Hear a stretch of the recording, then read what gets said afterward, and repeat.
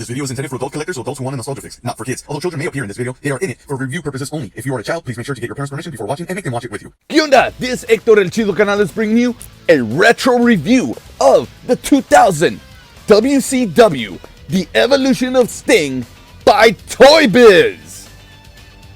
Released back in early 2001 as a KB exclusive, this 6-pack Evolution of Sting showcased different looks the man called Sting sported for over a decade, from his NWA debut in 1987 to his Back in Black phase in 1999. The prototype images at a toy fair promise some great looking packaging and, above all, action figures.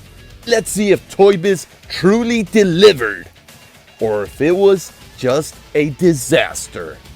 Since this is a 6-pack, that means I have to review 6 different figures with 3 different body sculpts. So for this review, I had to bring down my box of WCW wrestlers. They're all kind of dirty in a way, because they've been put away for a while. And just like any other toy company, ToyBiz reused many body molds in order to save money. Just like Rick Steiner and Scott Steiner, Booker T, Stevie Ray, and Canyon, Macho Man, and Shane Douglas. So let's see what body molds ToyBiz reused for this 6-pack of Sting. And for this review, I also pulled out old wrestling toy magazines and books to make sure that my research was on point. Before we get to the unboxing, I wanted to take a look at the packaging. Now for the prototypes, there's small little different variations. It was always supposed to have all these little scorpions on it, but the pictures of Sting was a little different.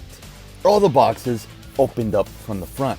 Unfortunately, my box here, the Velcro that held them together, this thing's so old, the glue just came off and it no longer holds it in place, but it's cool.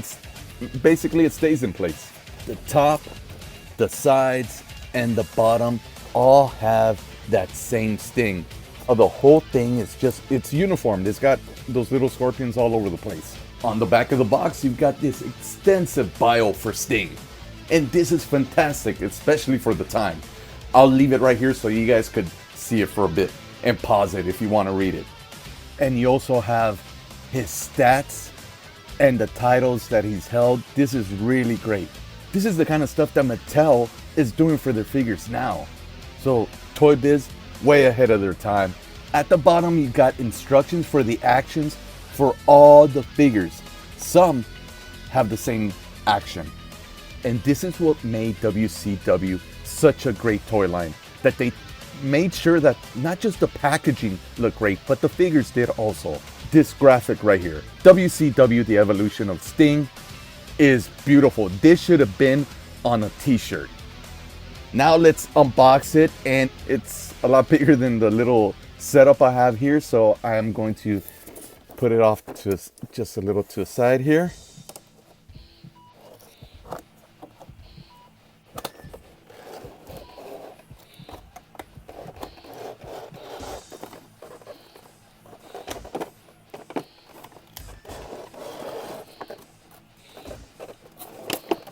Before I review each figure individually, I'm gonna smell him. It doesn't have a strong new toy smell. It just kind of smells like anything. And here they are. Since I'm going to be reviewing all 6, let's take one at a time. And let's start off with this Sting. Take a look at that face paint.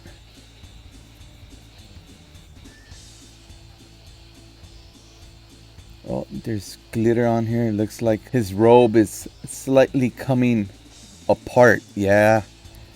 Got glitter on my hands.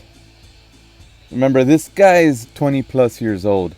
They've been pretty safe inside the box, but now that I took him out, it's kind of like... I love the detail on this figure. Kind of don't want to take the jacket off just because it's coming apart. But this is a review, so let's do it nice and smooth here. All right. Look at the detail on it.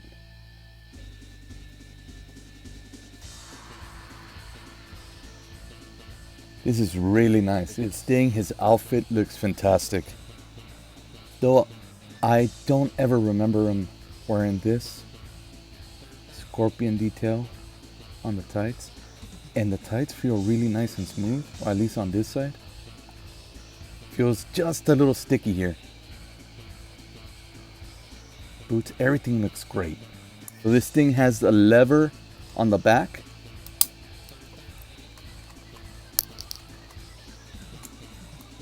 And that's his action. The face paint, the head sculpt, the body, super accurate. Putting his robe back on, a ton of this glitter from the robe fell off, and you could now start seeing like bits in places where a lot of it fell off. That's a bit disappointing. I wonder if this was a problem when they were brand new. See, right now that I just had my finger on that area. There is no glitter inside the little space that he was in. So I'm thinking this because I took him out of the box. The next one is this American colored Sting, which in the box I already had a little bit of problem with. I couldn't find an actual picture that depicted Sting in this form, but the detail is incredible. But before we get to the best detail on this figure, let's take a look at the worst detail on this figure. He didn't have this hairstyle back then. This is something way later. He never bleached his hair when his hair was this long. He started growing out his hair like in '95. He started letting his natural hair color come out. This robe is beautiful. I don't want to mess with it too much. But this is a review, and let's see him without that robe.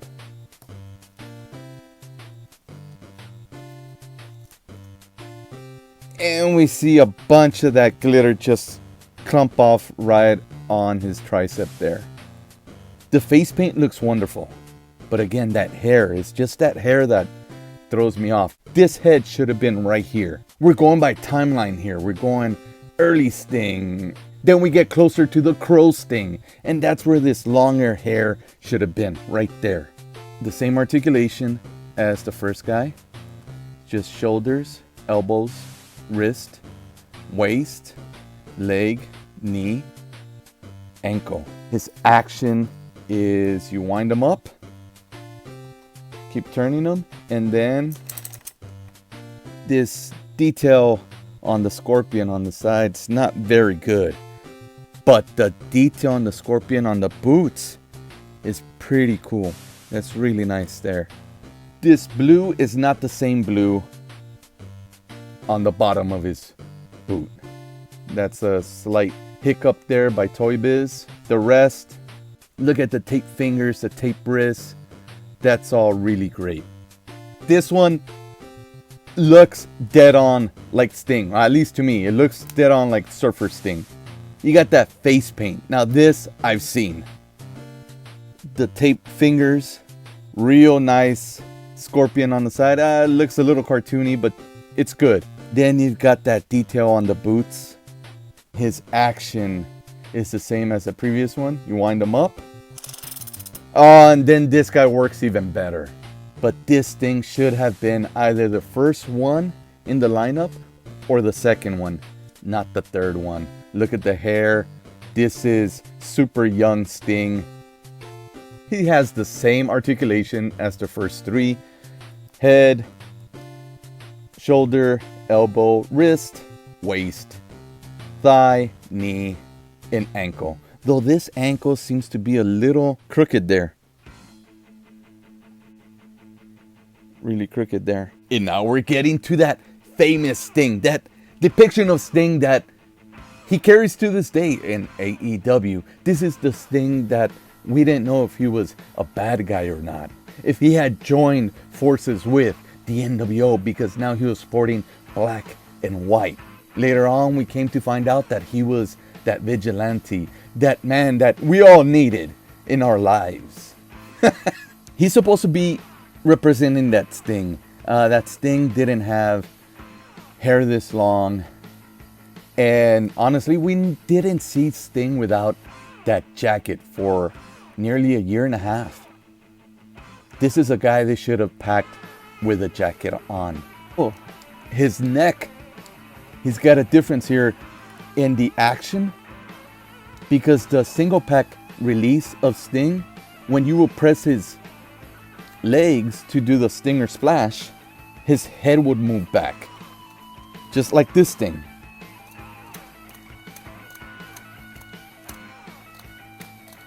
I just want to say, you know, can we all get along?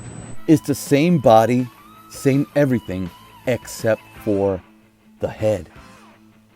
It's a way different head. And look at the hair as well. Completely different. So he's got articulation at the head, just left and right. Some tough articulation at the arm, up and down. This one's really tough. No waist articulation, thigh articulation, knee articulation, and ankle articulation. Not much detail except for the back of his gloves, which I never saw him with these type of gloves. Small little detail on his boots, those buckles.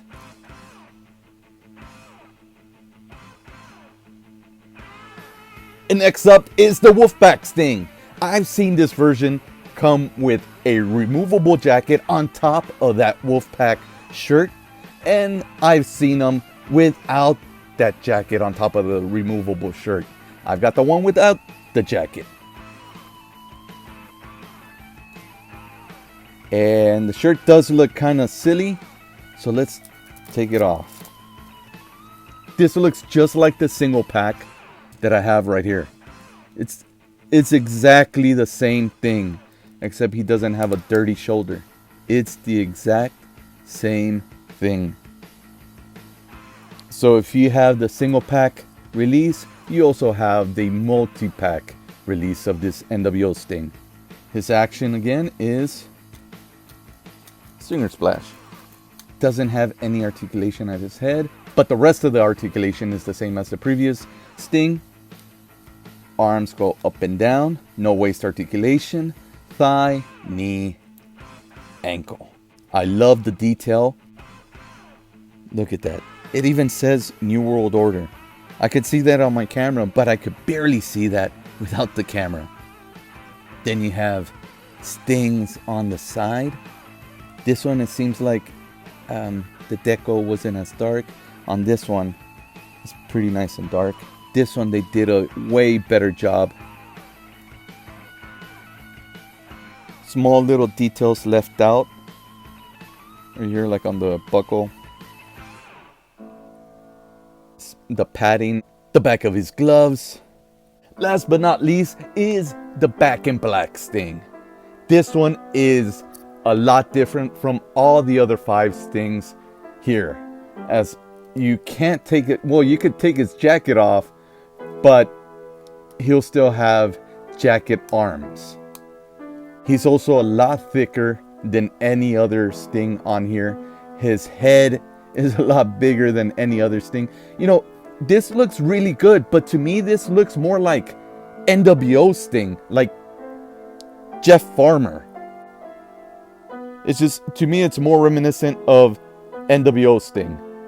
I love the detail on his ring gear. Look at that big old scorpion on his ring gear. And it is ring gear. I thought it was going to be a shirt, but you can see the detail right there that it is his ring gear. Doesn't have any detail except all small little buckles on his boots. Other than that, he's just a plain black toy. He's got articulation at his head. Well, it looks like, oh, I'm not gonna touch it anymore. But I'm guessing he was supposed to have articulation at his head. But after I heard that thing snap, I'm not going to touch it anymore. It's got articulation at the shoulders, elbow, wrist, waist, thigh. There we go. Knee and ankle. And his action is, okay. So he does the floss, sort of. Unless he's supposed to do this. Well, I guess it's kind of suitable. He's supposed to be crow sting and he's just flapping his arms around. They're supposed to move this way, I guess. If I'm doing the depiction on the box correctly. But that's not what happens. They also released this Sting in a single pack, which is the same figure, just like the Wolfpack Sting. They're just reusing the figures here. Going through my box of ToyBiz WCW figures, I couldn't find any other molds that they reused. Like I started going through all of these, and I thought maybe they just reused the same molds for Sting figures until I got to this Buff Bagwell. Now, of course, for these, they reused the same molds. Well, they even reused the same figure. But for these guys here, especially for the ones that had this action, which was this Sting and the blue Sting, this is the same exact mold and same exact action. And as you can see by the tights, it is, and the boots, is the same exact mold as Buff Bagwell. Comparing the final product, what we got at retail, to the prototype images, I do wish we would have gotten that green, tight-wearing Surfer Sting and a dark-haired Surfer Sting like the one right there in red. Otherwise, I'm pretty happy with what we got. Let me know, what is your favorite Sting from this 6-pack? To me, my favorite one, even though he doesn't come with a robe or anything, it just looks so much like Sting, is this one. Thanks for joining me on this retro unboxing review of the 2000 WCW The Evolution of Sting 6-pack. Don't forget to like, subscribe, comment, and I'll see you guys on the next retro review.